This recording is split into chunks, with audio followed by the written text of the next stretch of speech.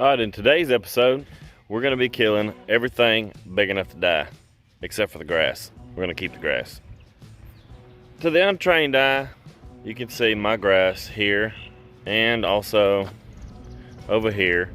Looks fairly decent. Looks like a good yard.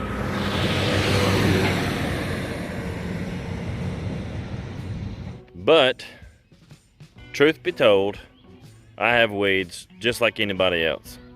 Mine are a little bit more controlled, but I still have weeds. And today, we're gonna get something put out that's gonna kill most, if not all of our broadleaf weeds. And we're gonna put out something to kill the crabgrass and stop that crabgrass from growing, spreading, or anything else. So let's turn the camera around. We're gonna take a look at what we got. Like I said, for the most part, my grass looks good from a distance. But if we get up close, you can see there is all kind of weeds in here. All kind of clover, crabgrass, and in my case, I'm considering bahia grass and centipede grass to be weeds. Some people actually have that for a grass in their yard, but for me, it's a weed because I have Bermuda and perennial ryegrass. So you can see here we've got some centipede still trying to live here, which we will get rid of that. The same thing that kills the crabgrass, which is right here, same thing that kills the crabgrass will actually get rid of the centipede and bahia grass also. So this is going to get a heavy dose, probably even a blanket spray of the crabgrass killer that we're going to be showing you here in a little while. But you can see we got clover, we got, I think I had some dandelion somewhere, even some thistle out here somewhere. Here's some chickweed right there. More clover right here. Same thing over here in the front yard. Let's take a look at it. Everybody says I have a beautiful yard, and I really appreciate all the comments and the videos, but I want to be transparent and I want to show y'all that my yard is no different than anyone else's. You can see here we got some, I don't know, some spring flowers, weed, something. I'm not even sure what that is. Maybe someone can tell me in the comments below. But we've also got a few infestations of centipede and maybe even some St. Augustine in a couple of places. Got some crabgrass here, crabgrass there. And I've got clover and a bad case of nutsedge. Over there and over here, I've got nutsedge all through here. It's mostly out by the road, and I think that may be coming from vehicles. I'm not sure. So we're gonna take care of that. Over here in this area, you see we're kind of close to the magnolia tree, but we've got some kind of, I don't know what this is, but got that, whatever that is. I'm not sure what it is. It's just under the classification of broadleaf weeds to me. And then just scattered clover and other weeds, miscellaneous weeds. Now down here in this lower section down here, now I got a lot of Poa annua, but that's all fixing to die because the heat's coming and it's fixing to roast it. And I mean roast it. I'm talking about 100, 110 degrees around here. It's gonna be coming real soon. Got crabgrass, crabgrass, crabgrass, crabgrass. And then you can see our normal crop of crabgrass here beside the flower beds, which we're gonna be doing something with real soon. I have a lot of people asking me for an update here on the side yard where we planted the Bermuda last year.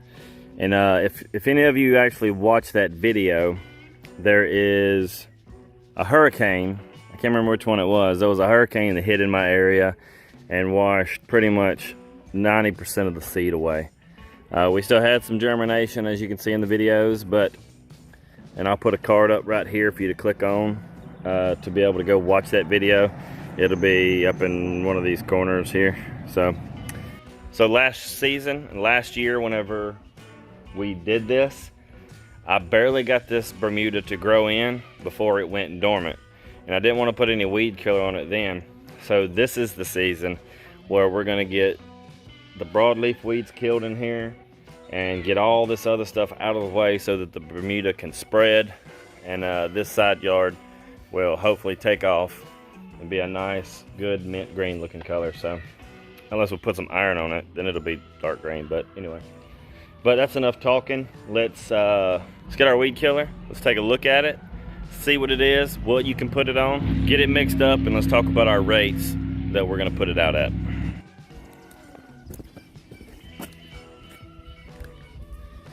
Okay, today what we're gonna be spraying is something that you can get at any store around you. They got this at Walmart, Lowe's, Home Depot, Ace Hardware, you name it. The first thing you need to look at whenever there's a lot of things you need to look at whenever you're buying a weed killer, especially whenever you're gonna be doing a blanket spray on your yard. The first thing is, what does it kill? This one, as you can see here, it kills 460 plus listed weeds. So that's good. It says visible results in 3 hours. Also good. Kill the weeds, not the lawn or yard. And then there's a little label down here at the bottom. It says kills yellow nutsack. On the very back, you always need to look at this, because this is pretty much the most important thing to look at, is where to use. It says lawns treats bluegrass, fescue, zoysia, Bermuda, and perennial ryegrass. My yard is a mix of perennial ryegrass and Bermuda, so I know that this is good for both of my grass types. If you look on the front, the active ingredients here, there's your active ingredients list. If you're into looking for the ingredients. If not, this stuff is dummy proof. Like I said, it tells you what grass you can use it on, and it tells you the temperatures and when to put it on and what it kills. You just look through there and you can find it. Now it's got a mixing chart in here, and today, and here's one thing I like to keep in mind about whenever you're putting out weed killers like this. They're going to give you a rate that is really safe. One reason is because of the rules and the laws that they have to abide by. Like, there's certain states you can't spread it, you can't put this stuff out in and stuff like that. So they have to give you the safest rate possible for a specific area or grass type or whatever. I'm not afraid to go a little heavy. I'm one of those people that thinks more is better. No matter what, more is better, always. So, in my case here, it says for Bermuda grass, mix 1 fluid ounce per gallon, and that's supposed to cover 500 square foot. And then it says for perennial ryegrass, you mix 2 fluid ounces per gallon, that will cover 500 square foot. All right, so if we're gonna do simple math here, see, I'm gonna go with the heavy treatment here, which is gonna be 2 fluid ounces per gallon. Well, 2 fluid ounces per gallon, it's a 4-gallon tank. 2 times 4 is 8. So 8 ounces for this, all right? And then each gallon covers 500 square foot. So this tote should cover 2,000 square foot. So if this area behind me is 7,500, 8,000 square feet, I'll mix up 4 of these, should cover my entire front yard. So what I'm probably gonna do is I'm gonna spray 2 of them to cover my yard, north and south, going like this. And then the other 2 I'm gonna spray going this way. That way I'll have the right amount for the whole area, and I'll have even coverage. I've already got my water in here, about halfway, maybe a little more. We're gonna go ahead and mix this up and get ready to start spraying it. One thing you wanna keep in mind whenever you're messing with any kind of weed killers or chemicals is PPE. I know these are hard to come by right now. I have a stash for just whenever I do yard work. So make sure you're wearing some kind of gloves, some kind of PPE. And you can also see I've got my rubber boots on. All right, so we're gonna go ahead and mix this up.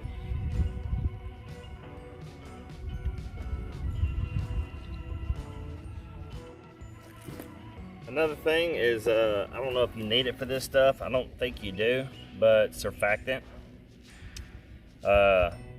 Today I'm gonna just use some Dawn dishwashing liquid for surfactant. We're gonna put about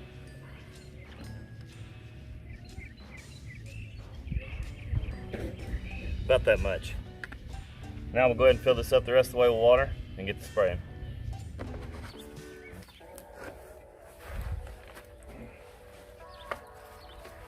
No peeking at the plants. That's for the next video.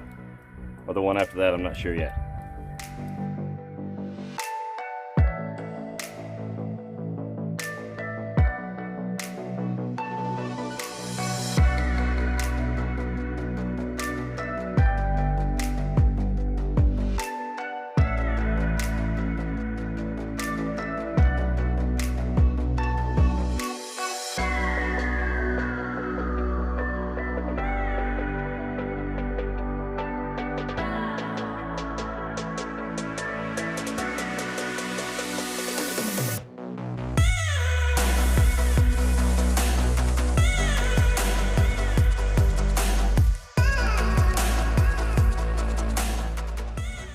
Alright, so the next thing we're going to mix up is some quinclorac, and this is going to help us get rid of the crabgrass and the St. Augustine and the centipede. This stuff mixes at a tablespoon per gallon, and it covers 1,000 square feet. This is 4,500 square feet right here.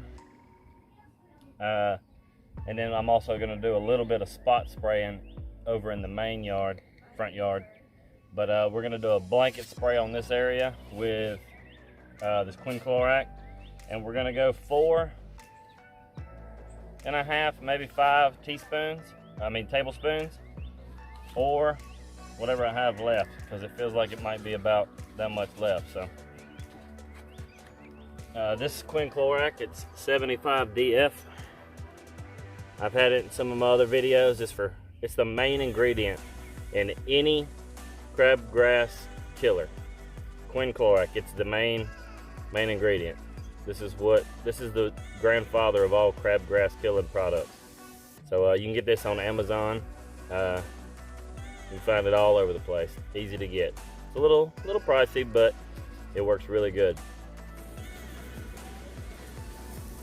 5.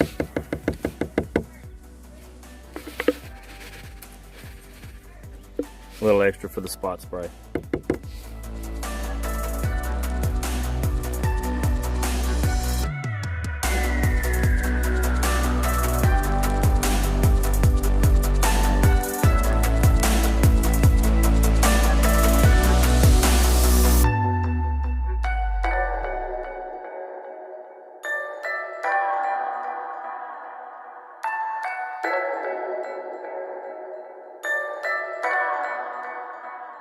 What is this stuff you're spraying? Quinclorac. What does it do? Kills the crabgrass. Crabgrass? Ugly grass. See the pretty grass? All this other stuff that I'm killing is ugly grass. It'll make your grass ugly.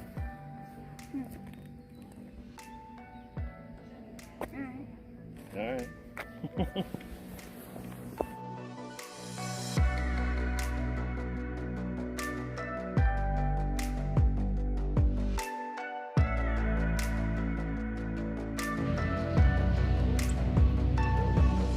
Well, that's it. We've put out our quinclorac and spot sprayed the crabgrass in the front yard here. We've done a blanket spray with our broadleaf weed killer. Yeah, broadleaf weed killer. You need to make sure that you do not water or mow 24 hours before putting either one of these products out. You don't want to water or mow 24 hours before you put it out, and you don't want to water or mow 24 hours after you put it out. This is a Monday.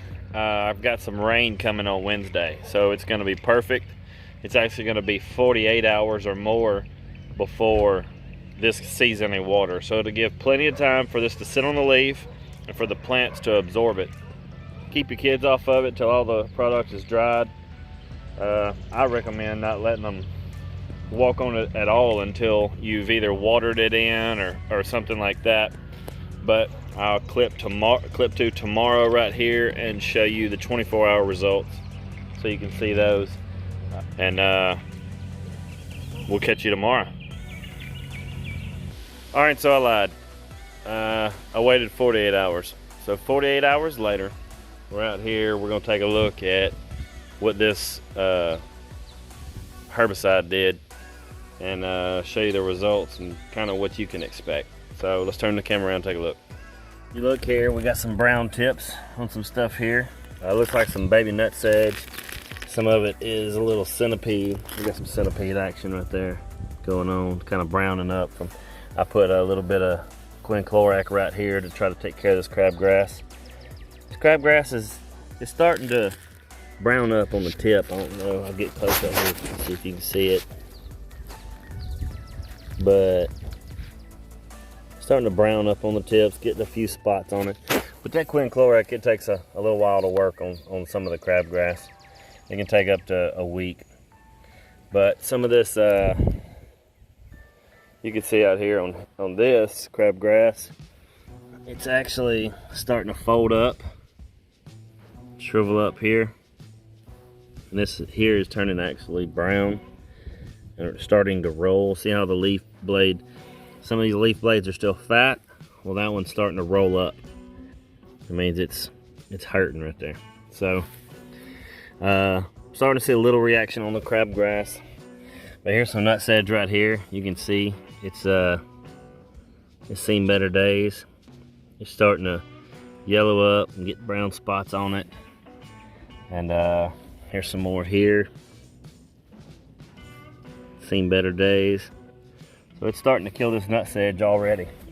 And I've seen products out there like Sedge Hammer and stuff like that where you had to like do multiple applications, and we might, but after 48 hours you're seeing this kind of damage to nut sedge. I think that's pretty good. If you're curious about what it does to dandelion, here's some dandelion. You can see it kind of, or this is actually a thistle, milk thistle plant. You see the spikes on it. It's a little spiky, but it's curling up. It's got brown edges on it like it's been singed. And it's seen better days, but there you go. It's starting to really eat it up. A lot of these weeds will start dying off throughout the week. And there's some more stuff, just kind of brown spot, and that right there is looking kind of sick and yellow. Here's more of these little clover looking plants and stuff, how they're just drawn up. They just kind of eat up from the herbicide. You can see here, this is an area where I pointed out in the beginning of a bunch of clover. It's kind of eat up through here, and I'm gonna get down and show you what it's doing to the clover. You can see on this part here, see how it's turning brown around the edges and just starting to slowly shrivel up. You've got that, and then you'll see this curling effect right here. The way that it just curls up on the end of the blade. It starts just dying and deteriorating. Look behind me here, this is the side yard where the Bermuda project happened. There's a lot of browning going on. And the reason there's a lot of browning going on is because this is full of weeds. Most of this green was camouflaged. These weeds were camouflaged as grass, but a lot of this green that was on this side of the yard was just weeds, or centipede and bahia grass, or St. Augustine. And so this side's taking it pretty bad. The green that you see, the green patches, is Bermuda. The Bermuda's not totally coming in here yet, but it's working its way in. So we're gonna have a lot of a die-off of weeds, die-off of centipede, and die-off of bahia grass and all that. So this is really looking a whole lot worse than the front yard over there. Okay, so some very important things we need to go over. That if you do not follow these steps, you will not have success. You cannot water 24 hours ahead of spraying this stuff. I recommend finding where you've had 3 or 4 days without water, which is what I did here. I went 3 or 4 days without water, and the reason you do that is because you mix that herbicide with water. These plants get super thirsty. So whenever you spray it on there, it's gonna soak it up quick like. So, 1, do not water 24 hours or more before you spray out your herbicide. 2, do not mow. If you mow 24 hours before you spray, you're gonna do 2 things. 1, you're gonna cut off leaf blade of the weeds. The more leaf blade that you can get that herbicide on, the better it's gonna absorb it. 2, you don't want your grass to have a fresh cut on it and be bleeding whenever you spray herbicide on it. It can be more damaging to your grass. All right, once you get the herbicide put down, it's very important that you do not water for the next 24 to 48 hours afterwards. That way, while the herbicide is on the plant, those next 48 hours after you put it on there, it will be absorbing it as much as possible. And the longer it sits there, the more it absorbs. All right. In my case, it worked out perfect. I had about 36 hours after applying the herbicide, and then about 8 hours ago, which in the middle of the night or early this morning, we had a little shower come through. Not a soaking rain. It didn't rinse it all off. It was just enough rain to take that herbicide from the plant leaf down into the soil. And this stuff, it says, kills the root also. So it's all about planning it and not just doing it. You got to plan before, during, and after it. So check your weather and all that before you do any of this. Now I'm going to be doing updates on how this this weed kill off is doing, like in the next 7 days or 14 days or whatever. I'll show you the progress and you'll be able to see it in my videos. Just make sure that you subscribe so that you can see how it's doing. Not only that, but to support the channel. And if you don't mind, give it a thumbs up and comment if you have any questions below. I'll put my email down below, or I'll put it on the screen here. It's theyardenvy@gmail.com. Just, you got any questions, email me, comment below. I prefer you to just comment below because the comments help the videos. Appreciate all the support. We'll see you in the next video.